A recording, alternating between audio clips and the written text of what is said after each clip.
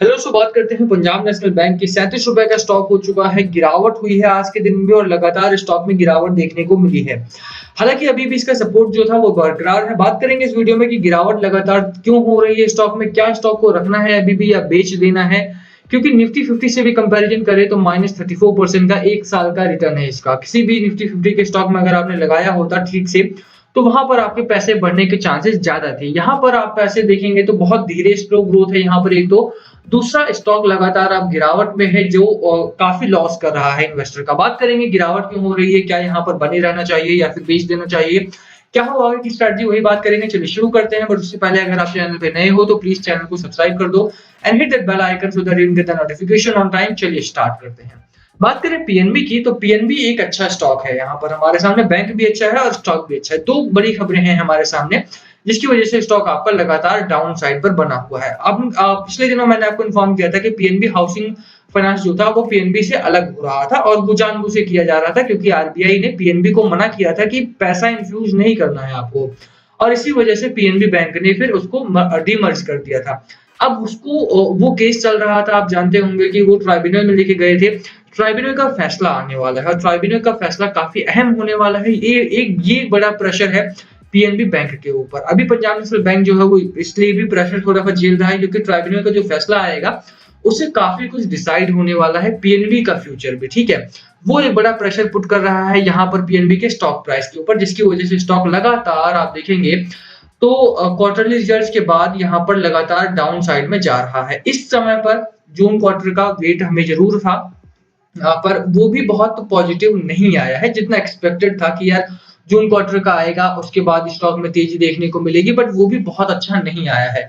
अच्छा है, no doubt net profit में बहुत अच्छा तेजी देखने को मिली है। रेवेन्यू में अगर आप देखेंगे तो रेवेन्यू में कोई खास ग्रोथ नहीं है। इन्होंने अपना ऑपरेटिंग एक्सपेंस कम किया, इस वजह से हमारा जो नेट प्रॉफिट था वो कहीं ना कहीं बढ़ा है। बट जो एक क्वार्टरली रिजल्ट था जिसकी हमें उम्मीद थी वो यहाँ पर सामने देखने को नहीं मिला और ट्राइब्यूनल की न्यूज इसीलिए यहाँ पर हावी हो रही है।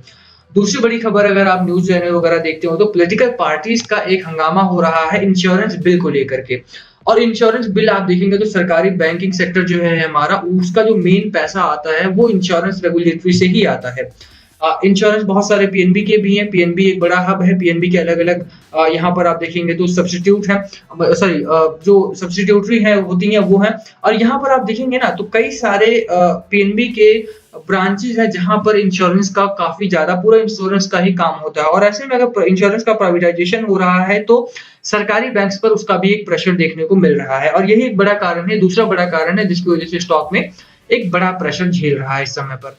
करना क्या है उसकी भी बात करते हैं। यहाँ पर इंश्योरेंस का अगर मान ली मसला हो गया या दूसरी बात हमारा जो ट्राइब्यूनल का केस हो गया उसका मसला हो गया, तो कब तक ये चीजें रिजॉल्व होने वाली हैं उसके बारे में जानकारी तो किसी को भी नहीं है। सरकार को भी शायद यही होगा क्योंकि विपक्ष का हंगामा चल रहा है इस समय पर, तो क्या होगा क्या नहीं वो तो आपको टीवी में पता लग ही जाएगा।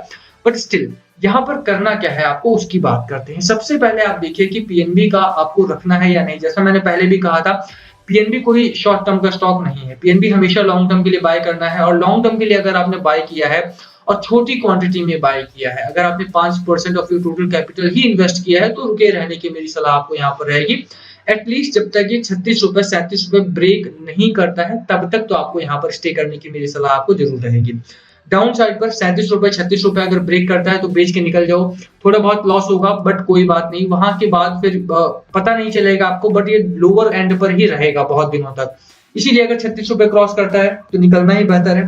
आप होल्ड कर सकते हैं अगर आप लंबे समय के लिए आए हैं, बट मेरी राय रहेगी कि आप 36 के बाद निकल जाएं तो ज्यादा बेहतर रहेगा, या फिर आप अपनी एक्सेसिव क्वांटिटी को निकाल दें।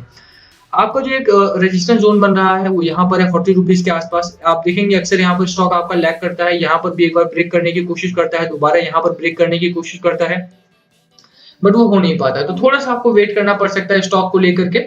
बट एक ठीक ठाक स्टॉक है, लॉन्ग टर्म के लिए बेहतर है। लॉन्ग टर्म के लिए अगर आप बाय करना चाहते हैं तो गो फॉर इट। बट अगर शॉर्ट टर्म के लिए पूछेंगे तो शॉर्ट टर्म के लिए बहुत ही खराब स्टॉक होने वाला है इस समय पर। ट्राइब्यूनल का केस है, इंश्योरेंस रेगुलेटरी जो प्राइवेटाइजेशन बिल है, जब तक उनके ऊपर डिसीजन नहीं आ जाता तब तक आपको थोड़ा सा वेट करना चाहिए। आरएसआई की बात करें 37 का आरएसआई है, बहुत नीचे नहीं है। मैकडी अभी भी आपका बेरिश मोमेंटम में ही है, हिस्टोग्राम डाउन साइड पर बन रहे हैं, तो खरीदारी करने की मेरी सलाह नहीं रहेगी। होल्ड कर सकते हैं स्टॉक को, नॉट बिलो 36 के नीचे जाए एक्सेसिव क्वांटिटी निकाल दीजिए, ठीक है। मार्केट के हालात अच्छे हैं बट निफ्टी बैंक अभी भी आपका लैग कर रहा है, वो एक रेंज में ट्रेड कर रहा है। आपको पता है कि निफ्टी बैंक को लेकर के बहुत चर्चा है बाजार में कि निफ्टी बैंक जो है हमारा वो वर्स्ट परफॉर्मिंग इंडेक्स है इन द वर्ल्ड, ठीक है। तो ऐसे में अगर आप बैंकिंग सेक्टर में पैसा डालते हैं और पीएनबी जैसा स्टॉक आपके हाथ में है तो स्टे करें तब तक जब तक कि ये सपोर्ट ब्रेक नहीं करता है, और होल्ड करें लॉन्ग टर्म के लिए अगर आप चाहें तो, ठीक है। बाकी लास्ट कॉल ऑब्वियसली आपका होना चाहिए, बाय करना है, सेल करना है, होल्ड करना है, क्या है आपकी स्ट्रैटेजी प्लीज कमेंट करके शेयर करना। कुछ पूछना हो तो प्लीज कमेंट बिलो। वीडियो यहीं खत्म करते हैं, पसंद आए तो लाइक करना, चैनल पे नए हो तो सब्सक्राइब किए बिना मत जाना। Thank you for watching NS, please comment below अगर कुछ पूछना हो तो। Thank you.